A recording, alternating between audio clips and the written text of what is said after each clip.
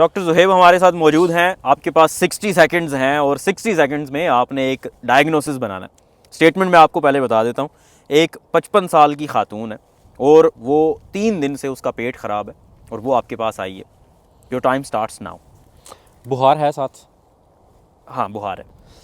उल्टियाँ वगैरह लगी हुई हैं? नहीं। पहाना एक दिन में कितनी दफ़ा आ रहा है? 3 दफ़ा 4 दफ़ा। ब्लड या उसके साथ म्यूकस आ रहा है? नहीं। ठीक है। एकदम से सिम्टम स्टार्ट हुई हैं या कि स्लोली कुछ दिन लगे हैं इधर तक पहुंचने में? नहीं, एकदम से। एकदम से। ठीक है। फैमिली में किसी को इस तरह का प्रॉब्लम हो? नहीं। बाहर से खाना तो नहीं खाया? नहीं। पेट में दर्द है? हाँ। किस जगह पे है? पूरे पेट में ही, ऐसे लगता है Diffuse जैसे किस्म मरोड़ का? पड़ रहे हैं। ठीक है। बाहर से खाना नहीं खाया? नहीं। कोई रिसेंटली कोई फ्रोज़न फूड खाई हो गर्म करके? नहीं नहीं, ये बड़ी समझदार सुगड़ खातून है। घर में ही वॉमिटिंग? अच्छा, खाना मेरा बनाती टाइम ना है। ज़ाया करें। वॉमिटिंग जो है वो तो नहीं हुई? नहीं। ठीक है। नौजिया फील होता है थोड़ा बहुत, ठीक है। मतलब उल्टी आने वाली कैफियत होती है, लेकिन हुई नहीं। इससे पहला इस तरह के एपिसोड्स कभी हुए हैं? नहीं। ठीक है। मतलब एक्यूटली है सिम्टम्स जो ऑनसेट है उनको? हाँ। ठीक है। ठीक। रीसेंट मेडिकेशंस या रीसेंट कोई सप्लीमेंट लिया हो या कोई अपना वज़न कम करने की दवाई इस्तेमाल की हो? नहीं, कोई दवाई शवाई इस्तेमाल नहीं करती। हाँ, अभी कुछ दिन पहले स्किन इन्फेक्शन हुआ था अच्छा। और उसके लिए दवाई बस इस्तेमाल की थी, लेकिन अभी कोई दवाई नहीं ले रही। कौन सी दवाई इस्तेमाल की थी? एंटीबायोटिक इस्तेमाल की थी। अच्छा, सही। तो मुझे लगता है ये सी डिफ है, हाँ। क्लोस्ट्रीडियम डिफिसाइल इन्फेक्शन है। 60 सेकंड्स हो गए। मुझे लगता है थोड़े से ज़्यादा हो गए हैं शायद। अच्छा, ठीक है। कैसे पहुंचे आप डायग्नोसिस पे? इसको पहले तो रूल आउट करना होता है आपने। हाँ। जो मैंने क्वेश्चंस पूछा इससे पहले कोई एपिसोड्स हुए हैं तो उसमें मैंने रूल आउट किया कि आईबीडी तो नहीं है, इन्फ्लेमेटरी बाउल डिजीज़। अक्सर लोगों को पता होगा, अल्सरेटिव कोलाइटिस या क्रोन्स डिजीज़, इस तरह का कोई इशू तो नहीं है। वो पहले उसको कोई एपिसोड्स नहीं हुए, इसका मतलब है कि अनलाइकली है वो। बड़ा सडन एक्यूट ऑनसेट है। उसमें आपके माइंड में आता है सबसे पहले कोई इन्फेक्शन हुआ हो।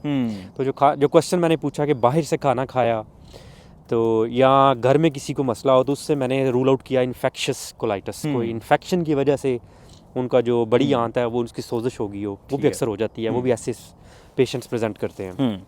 उसके अलावा इस्कीमिक कोलाइटिस होती है एक चीज़, जिसमें होता है कि ब्लड प्रेशर एकदम ड्रॉप कर जाता है। ठीक है। उसमें पेशेंट बहुत अनवेल हो जाता है।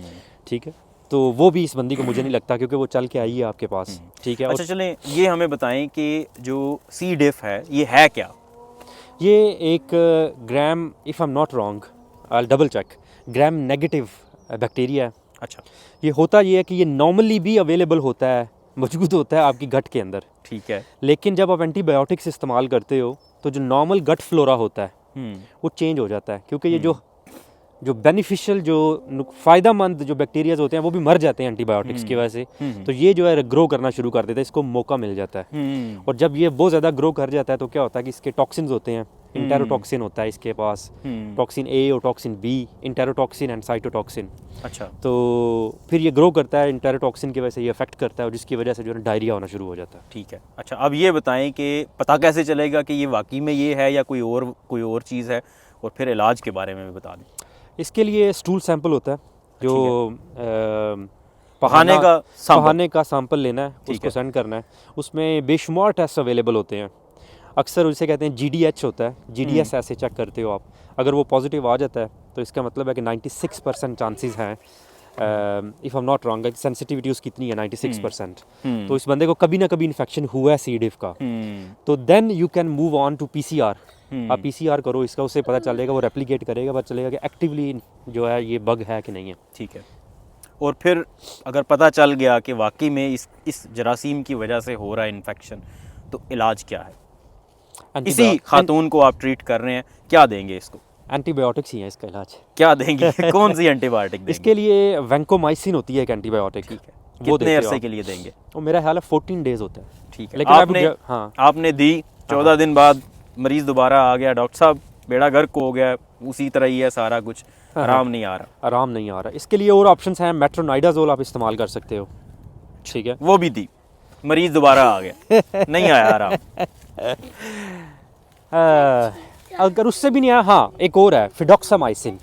ठीक है। फिडॉक्सामाइसिन बड़ी स्ट्रांग है, वो आप दे सकते हो। आपने दी, हाँ, मरीज फिर आ गया, नहीं आया आराम। हाँ।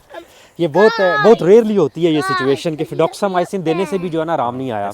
तो उसमें क्या होता है कि फीकल माइक्रोबायोटा ट्रांसप्लांट आप करते हो, यानी कि किसी हेल्दी बंदे का पू लेके ना, बहाना लेके आप उसके जो है ना जो बीमार होता है बंदा उसके अंदर डालते हो, टॉप एंड से, नीचे वाले एंड से नहीं। तो क्या होता है कि उससे जो है वो नॉर्मल बैक्टीरिया जो होते हैं ओवर ग्रो कर जाते हैं और सी डिफ का जो है ना वो बेहतर हो जाता है। अगर मरीज़ बार बार आ रहा है, तो मैं अपना डायग्नोसिस करूंगा, रिकंसिडर करूंगा कि मेरा डायग्नोसिस ठीक था या नहीं, क्योंकि बार बार मरीज़ का आना जो होता है वो उसमें आपको out of the way I am treating him और हर क्यों नहीं मेक कर रहा, वो डिफरेंस क्यों नहीं मेक कर रहा। ठीक।